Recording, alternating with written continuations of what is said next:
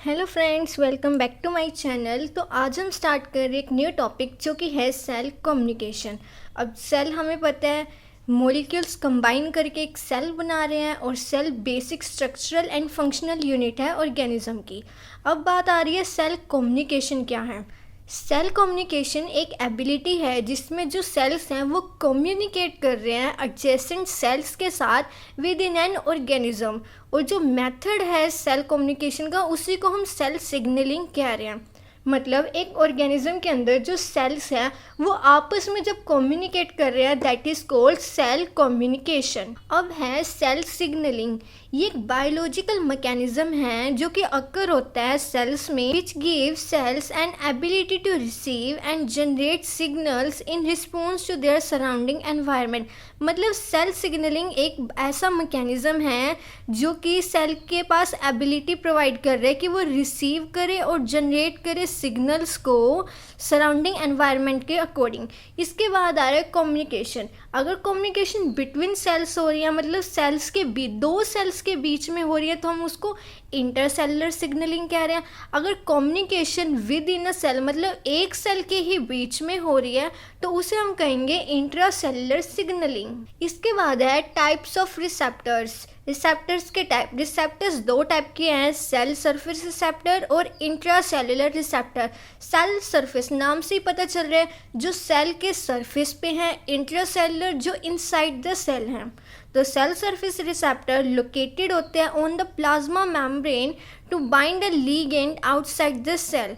Cell के जो plasma membrane है उसी के ऊपर ये सेल सरफेस रिसेप्टर लोकेटेड होते हैं जिस पे एक लिगेंड आके बाइंड करता है और परफॉर्म करते हैं ये सिग्नल ट्रांसडक्शन और कन्वर्टिंग करते हैं एक्स्ट्रा सेलुलर सिग्नल को इंट्रासेलुलर सिग्नल में। इसके बाद है इंट्रासेलुलर रिसेप्टर जो कि लोकेट होता है इनसाइड द सेल, सेल के अंदर लोकेट होते हैं rather than its cell membrane. मतलब ये सेल मेम्ब्रेन पे नहीं है, ये सेल के अंदर है। और जो लिगेंड है इंट्रासेलुलर रिसेप्टर के वो स्मॉल होते हैं, हाइड्रोफोबिक मॉलिक्यूल्स होते हैं। मतलब जो लिगेंड होते हैं ना, मतलब जो बाइंड करेंगे रिसेप्टर पे वो स्मॉल है और हाइड्रोफोबिक मॉलिक्यूल्स होते हैं।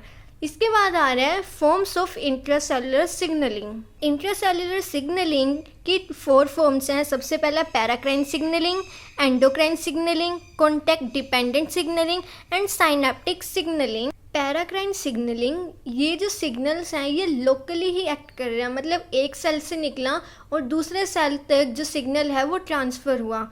वही है signals that act locally between the cells and are close together, और पास में ही होते हैं and are close together are called paracrine signalling. इसके बाद ये जो सिग्नल्स हैं ये रिलीज हो रहे सेल से एक्स्ट्रा सेलुलर फ्लूइड में in their neighbourhood and act locally. ये इस टाइप के जो सिग्नल हैं यूजली इनका क्विक रिस्पॉन्स होता है लेकिन शॉर्ट ड्यूरेशन के लिए हो रहा है।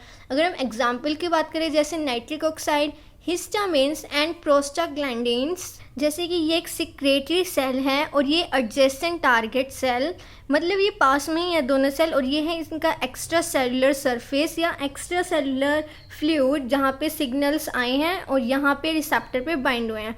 ये है पैराक्राइन सिग्नलिंग। नेक्स्ट है एंडोक्राइन सिग्नलिंग। ये जो सिग्नल्स हैं ओरिजिनेट हो रहे हैं एंडोक्राइन सेल से of endocrine gland in the body. Endocrine glands वो ग्लैंड्स होती हैं जो अपने हॉर्मोन्स को डायरेक्टली ब्लड में रिलीज कर रही हैं।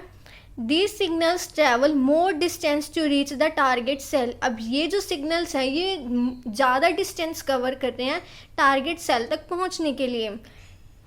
This type of signals usually produce a slower response। ये जो सिग्नल्स हैं इनका स्लोवर रिस्पॉन्स होता है लेकिन लॉन्ग लास्टिंग इफेक्ट होता है। ये जो सिग्नल मॉलिक्यूल्स हैं इज कॉल्ड हार्मोन।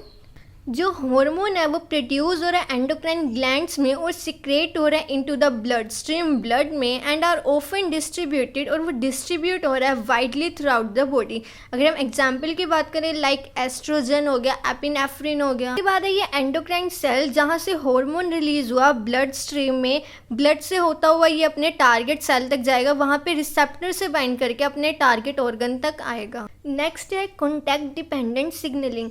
सेल्स जो कि मेंटेन कर रहे हैं intimate membrane two membrane interface can engage in contact dependent signalling. इसके अंदर मेम्ब्रेन टू मेम्ब्रेन सिग्नलिंग हो रही है और जो गैप जंक्शन है सेल्स के वो फॉर्म कर रहे हैं connection between the plasma membrane.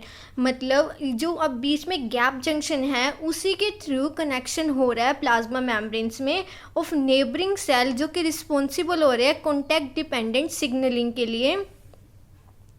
जैसे ये सिग्नलिंग सेल है, ये target cell membrane bound signal molecules के थ्रू यहाँ पे सिग्नलिंग हो रही है। नेक्स्ट है साइनेप्टिक सिग्नलिंग, जो न्यूरन सिग्नल्स ट्रांसमिट हो रहे हैं along axons of the neuron in the synaptic cleft.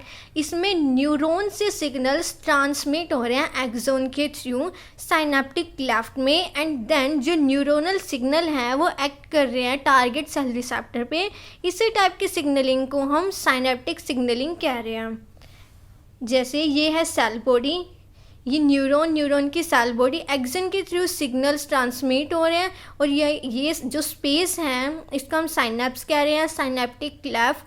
यहाँ से जो रिस्पॉन्स है वो टारगेट सेल तक जा रहा है। इसके बाद अगर हम सेल सिग्नलिंग के रोल्स की बात करें तो सेल सिग्नलिंग मेंटेन कर रहा है होम्योस्टेसिस को, कंट्रोल कर रहा है cell division and cell death को, कंट्रोल कर रहा है डेवलपमेंट एंड ग्रोथ को, regulation of metabolism and adaption to environment condition. इसके बाद है पाथवेज ऑफ इंट्रासेलुलर सिग्नलिंग, जिसमें सबसे पहले है कैम्प पाथवे। इसमें क्या हो रहा है, जो सिग्नल मॉलिक्यूल्स हैं वो बाइंड कर रहे हैं सरफेस रिसेप्टर को। मतलब जो सिग्नल मॉलिक्यूल्स हैं वो रिसेप्टर के सरफेस पे बाइंड कर रहे हैं। अब जो सरफेस रिसेप्टर है वो एक्टिवेट करेगा फर्दर जी प्रोटीन को। जी प्रोटीन एक्टिवेट कर रही है मेम्ब्रेन बाउंड एंजाइम्स को, लाइक एडिनाइल साइक्लेज हो गया। अब जो एडिनाइल साइक्लेज है वो कैटालिसिस करेगा synthesis of cAMP which binds to the target protein, और जो टारगेट प्रोटीन है वो इंटीमेट करेगा सेलुलर चेंज को। मतलब सबसे पहले फर्स्ट मैसेंजर आया, वो बाइंड करा सरफेस पे, वो जी प्रोटीन कपल्ड रिसेप्टर है। अब आगे फर्दर जी प्रोटीन जो है वो एक्टिवेट होगा, उससे एडिनाइल साइक्लेज, वहाँ से क्या होगा एटीपी से कैम्प बनेगा। कैम्प सेकेंड मैसेंजर है, कैम्प से प्रोटीन काइनेज एक्टिवेट हो रहा है, जिसके through further cellular response produce हो रहा है। ये है कैम्प पाथवे। नेक्स्ट है फॉस्फोलिपिड एंड कैल्शियम पाथवे। इसके अंदर क्या हो रहा है, एक सिग्नल मॉलिक्यूल बाइंड कर रहा है रिसेप्टर को और लीड कर रहा है एक्टिवेशन ऑफ फॉस्फोलाइपेज सी। मतलब एक मॉलिक्यूल रिसेप्टर को बाइंड करेगा और उसकी वजह से एक्टिवेशन होएगी फॉस्फोलाइपेज सी की। अब जो फॉस्फोलाइपेज सी है प्लाज्मा मेम्ब्रेन पे, वो क्या करेगा, phospholipid cold IP2 into डैग and IP3। अब मतलब जब वो बाइंड होगा, मॉलिक्यूल रिसेप्टर पे बाइंड होगा, फॉस्फोकाइनेज सी एक्टिवेशन हुआ, देन फर्दर कन्वर्जन हो रहा है।